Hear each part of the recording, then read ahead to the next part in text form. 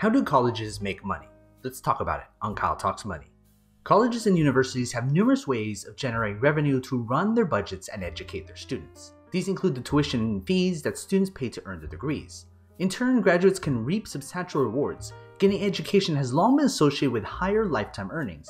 For example, a bachelor's degree on average is worth $2.8 million in a lifetime income. But making money can be challenging for schools of higher education when attendance lags. In spring of 2021, total college enrollment fell by 3.5%. Lower enrollment numbers can increase the pressure on schools to find new ways to generate revenue, or force them to cut their budgets, increase tuition, or even close their doors. Colleges and universities can receive funding in a diverse range of ways. Where schools get their money from can depend on whether they're a public or private institution, or if the school in question operates on a for-profit or a not-for-profit basis. For starters, colleges and universities include both 2- and 4-year schools, receive significant funding from the federal government. In 2018, the government paid out $149 billion to colleges and universities. This money was provided to schools in 3 ways. First, student aid, including grants, scholarships, work-study, and loans. Second, grants for research. And third, contracts for goods or services. All types of schools receive tuition revenue and other non-financial funding revenue. So let's look at how public universities make money. Tuition and fees paid by students represent a large share of the funding pie for public colleges and universities. For the current academic year, the typical student attending a public college on an in-state basis paid $9,580 in tuition. On average, out-of-state students paid $27,437. State universities also receive funding from state tax revenues, but that amount has decreased significantly in recent years. 2- and 4-year colleges got over $6.6 billion less in the 2018 school year than in 2008. States spent 13% less per student overall, and 6 states spent over 30% less. One result of this decline in state funding is a 37% tuition hike since 2008. Endowments are another revenue source. An endowment is money that's invested in a college or university with the goal of supporting its mission. Schools that receive endowments may use this money to fund research projects or to expand aid packages for eligible students. The median endowment of public colleges and universities is $35.4 million. So how do private colleges make money? Private colleges and universities also generate revenue by charging students tuition, considerably higher tuition than at public colleges. For this academic cycle, the average cost of tuition fees at a 4-year private university was $37,200. That means the loss of even one student could mean losing nearly $150,000 in revenue from tuition over the course of 4 years. Aside from tuition, private schools also receive funding from endowments. The median endowment for private colleges and universities is $37.1 million, though some schools have much larger endowments. Harvard's endowment, for example, distributed $2 billion in the fiscal year ending in 2020. This money was used to fund special academic programs and scholarships offered by the school. Large endowments mean that some schools are able to offer very generous scholarships to offset their high tuition costs. Private colleges tend to be more expensive than public colleges or universities because they don't receive state funding.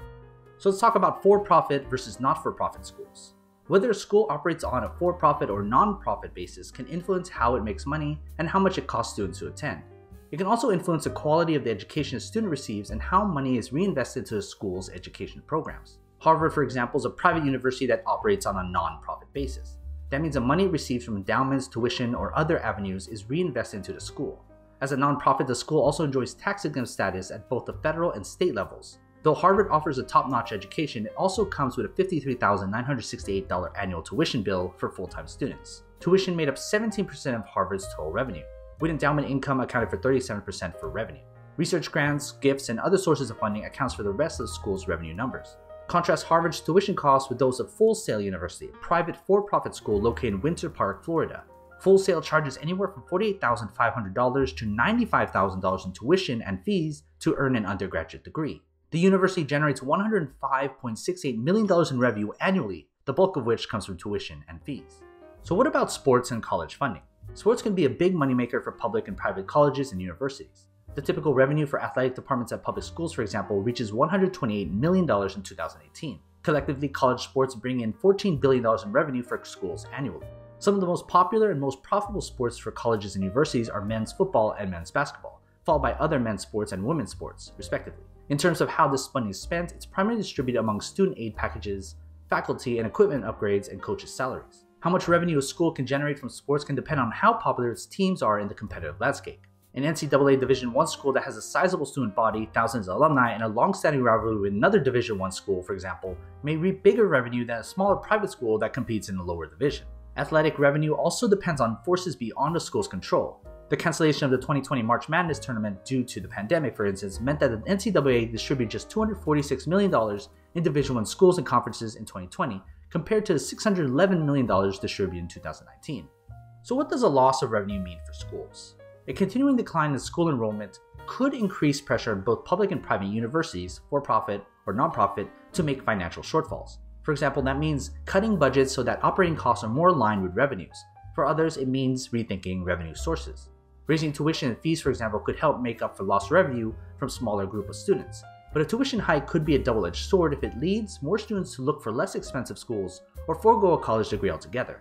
Lowering tuition rates, on the other hand, could attract students who are looking for affordability. But that alone may not be sufficient to increase revenue, much less return them to pre-pandemic levels. Government funding could be increased to help support public colleges and universities, but there has to be support for that type of initiative in Congress and has to be balanced with other budgetary concerns.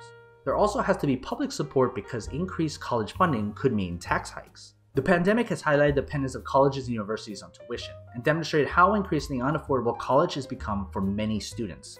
Schools need to be strategic in managing their finances and driving enrollment to avoid the possibility of a worst-case scenario. That scenario, the college is closing completely or disappearing into a merger, which has become increasingly common in the past 2 years. So what are your thoughts? How much did you pay for college tuition? Comment your thoughts below. And as always, take care of your money.